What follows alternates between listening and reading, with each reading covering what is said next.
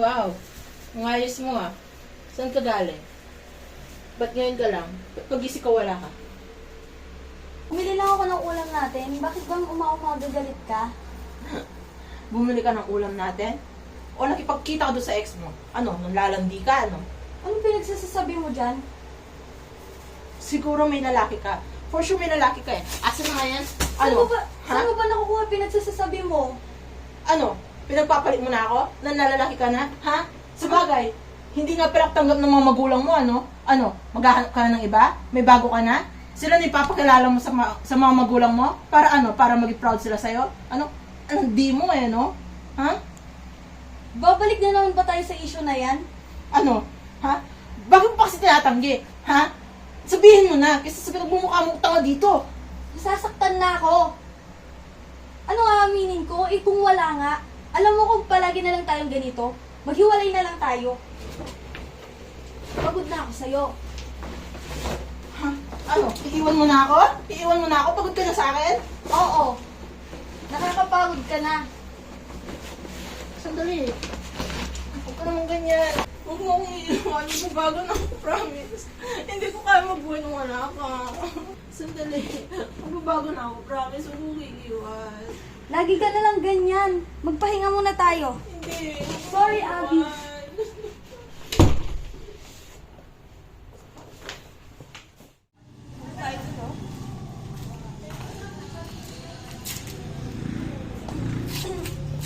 O ano na? Anong nangyari? Ayun, maghiwalay na kami. Ha? Bakit? Na paano? Ewan ko, siguro dahil napagod ako. Paano na yan? Hindi ko rin alam. Nagugulhan na rin ako sa sarili ko eh. Hindi ko alam kung gusto ko pa ba siya or hindi na. Hindi ko nga rin alam kung gusto ko ba talaga yung mga babae. Gusto ko ba talaga babae o lalaki. Gusto mo ba tulungan kita? May kakilala akong counselor. Pwede kitang i-refer. Sige.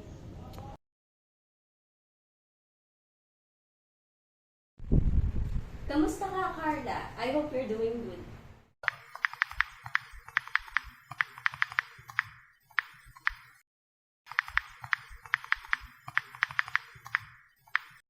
I'm kinda okay po. Recently po kasi nagkaroon kami ng away nung ex-lesbian live-in partner ko. She was accusing me na nakikipagkita daw po ako sa ex ko kahit hindi naman. Tapos, lagi niya rin pong binibring up na naghahanap daw po ako ng lalaki. Tapos, na one time po, ay hindi pala one time, may mga times po na napagbubuhatan niya ako ng kamay. Tapos, ayun po, na hindi ko na rin po alam na pagod na ako, kaya ako na yung bumitaw. Hindi mo na siya kayang pakisamahan? Agad ka na ng desisyon na makipag-break na sa kanya kasi napagod ka na? Opo, parang gano'n naman. Hindi mo ba siya sinubukang kausapin? Hindi mo na ba siya mahal? Actually po, right now, nagugulahan ako sa sarili ko. Ano po, hindi ko alam kung gusto ko ba talaga siya. Like, kung gusto ko ba talaga is babae. Ganon. Or, napipilitan lang ako. So, nakakonfuse ka about your identity? Yes po. Parang feeling ko nga po na carried away lang ako na makipagrelasyon sa kapwa ko babae, ganun. Or kapwa same-sex ko ganun. Okay. So, paano mo nasabing na carried away ka lang na pumasok sa isang same-sex relationship? Do you have a boyfriend or lover before? Almost po. Yung first love ko po. how about your first love? Ano po, I've had a first love po who hurted me by having relationship with his main acquaintance. Sobrang nasaktan po ko nun. Then, after I learned about his sexuality, nag-try po ako na kumante, parang ganun po. Nagkaroon ako ng mga girl crushes, ganun. Kasi, ang inisip ko nun na sa sobrang sakit, ang inisip ko nun kung kaya niyang makipagrelasyon sa same sex niya, kaya ko rin. Quits lang kami, ganun.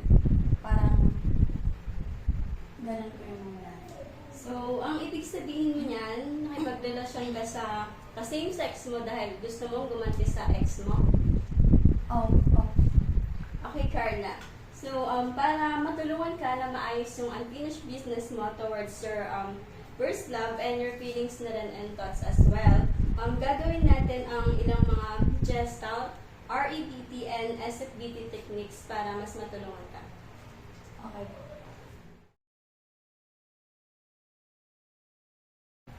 Anong nakikita mo, Carla? Upuan po. Tama.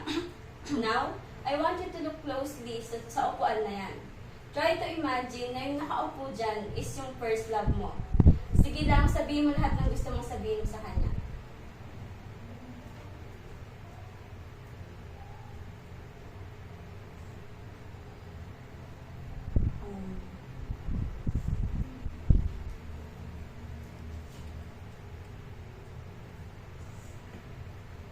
Wisit ka.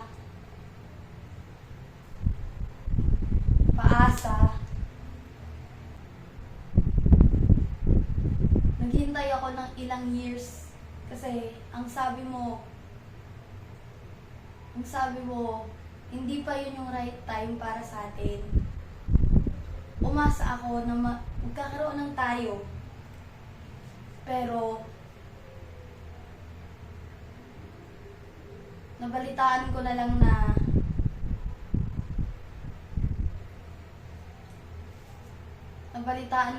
na may boyfriend ka na pala. Nabalitaan ko pa sa iba.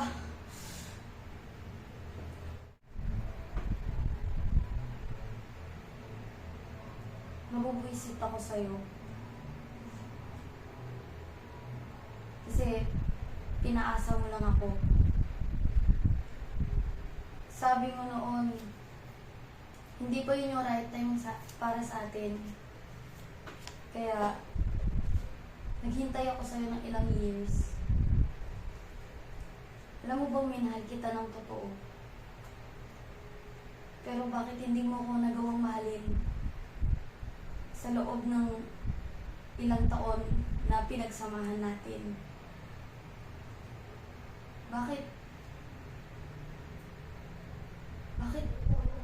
Bakit ka nag-boyfriend? Bakit hindi mo sa akin sinabi na bakla ka pala? E di sana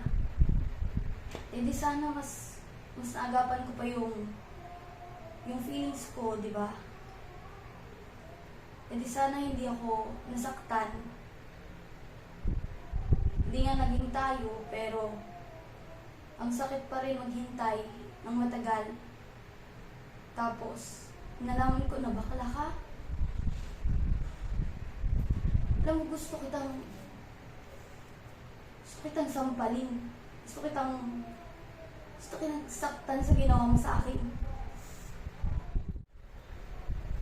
Sige lang, Carla. Ilabas mo lahat ng hinanakit mo sa kanya.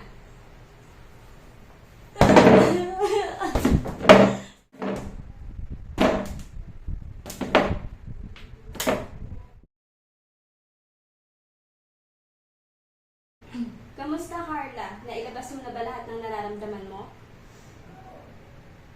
tingin ko po, gumaan naman yung pakiramdam kahit pa paano. Okay, in a scale of 1 to 10, gaano kagaan ang feeling mo ngayon?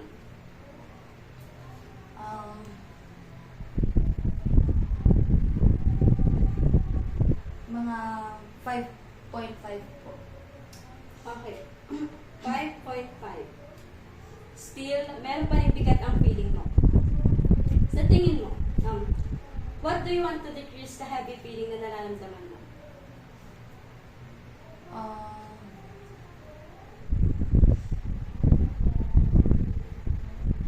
Actually, hindi ko po alam. Hindi ko po alam.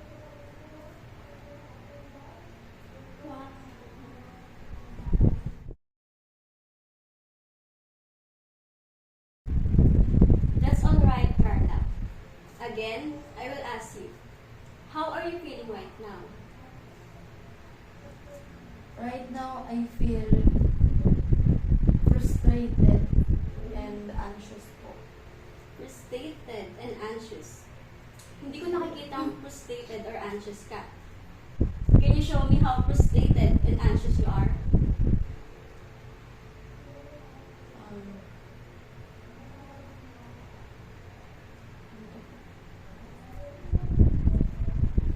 And what does that impulse feel like? It's like a continuous flow of water in the dam po. It's overwhelming me and umaapaw na po siya. I might drown in it po. Okay, so you feel frustrated and anxious, and the water is your problems, and it's overwhelming you, right? Yes po. Can you tell me, ano yung nagpapapil sa'yo para maging anxious ka?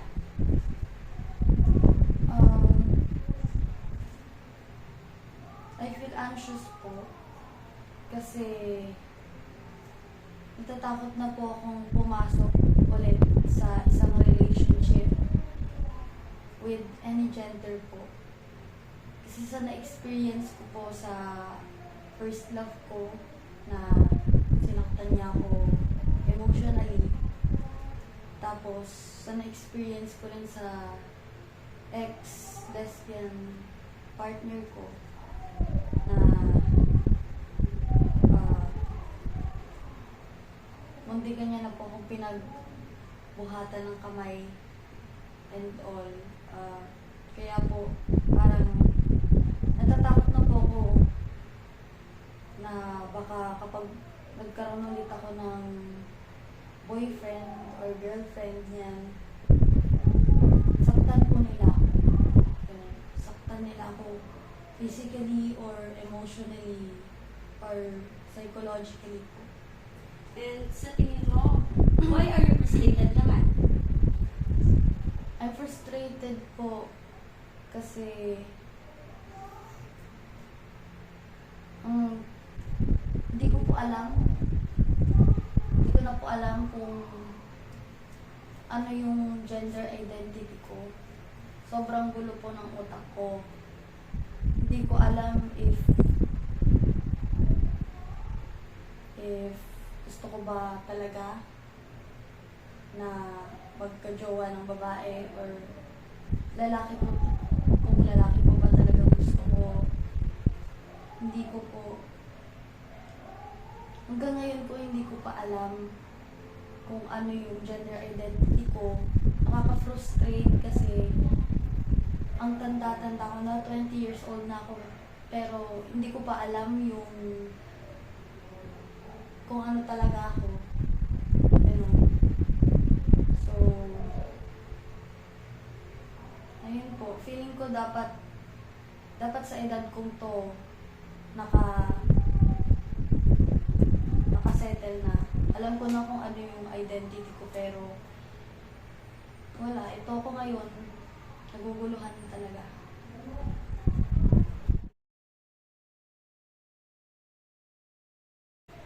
You know, Carla, okay lang naman kahit nahihirapan ka pa na malaman yung gender identity mo.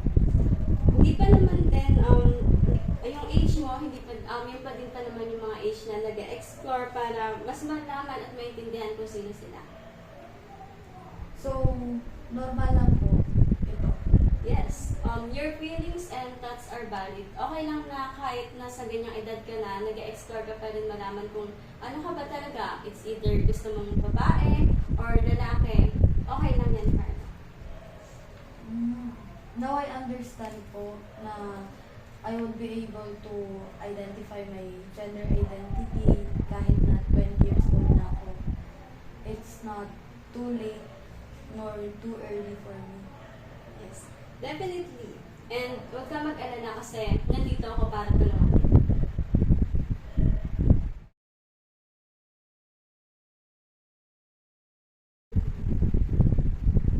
Okay, ganito Carla.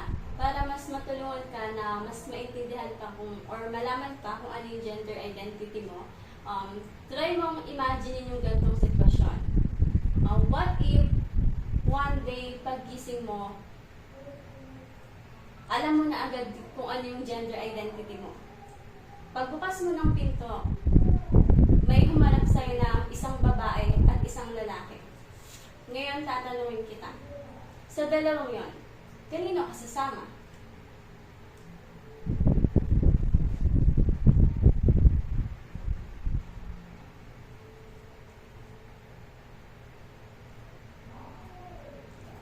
Sa dalawang yun po, sasama po ako dun sa lalaki. Sasama ka sa lalaki. Sa tingin mo, kapag sumama ka sa lalaki, anong gagawin niya sa buong araw? Ano po, ang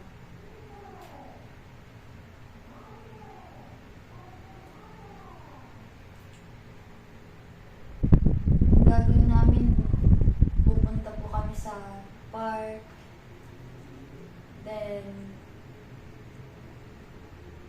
uupo lang kami sa mga bench, tapos papanoorin namin yung sunset, tapos ako, nakasandal ako sa balikat niya, ganun. Then, nafe-feel ko po na masaya kami habang ginagawa niya. Okay. Paano naman kapag sumama ka sa babae? Sa tingin mo, anong gagawin niya sa buong araw? Pag sa babae naman po, ano po, pupunta po kami sa bahay nila, gano'n. Tapos, makikikain po ako. Tapos, manonood po kami ng sine, ng movies sa bahay nila. Magchichikahan, gano'n. Tapos, gagala kami para mag-window shopping. Ano yung mararamdaman mo kapag, or habang kasama mo siya? Yung babae po, Oo. Anong pakiramdam mo sa tingin mo kapag kasama mo yung babae? ano po, pakiramdam ko po na komportable po ako na ilabas yung totoong ako. Ganun. Tapos, masaya din po ako na kasama ko siya. Okay, that's good. Nakikita ko na happy ka naman kahit kanino ka kasama. It's either girl man or sa boy man. Now, pwede mo bang i-describe i-describe sa isang salita yung nararamdaman mo kapag kasama sila?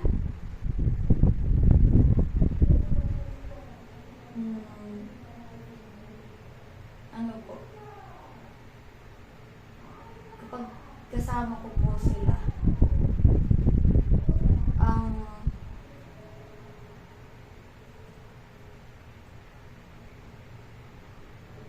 parang magiging a word na associated is complete po. I will feel complete to be with them. You see, ang optimistic ng view mo about sa kanila. Hindi naman kasi kailangan na manatili ka sa isang gender lang. Sabi ko nga kanina, pwede ka naman mag-explore para mas maintindihan pa yung sarili mo.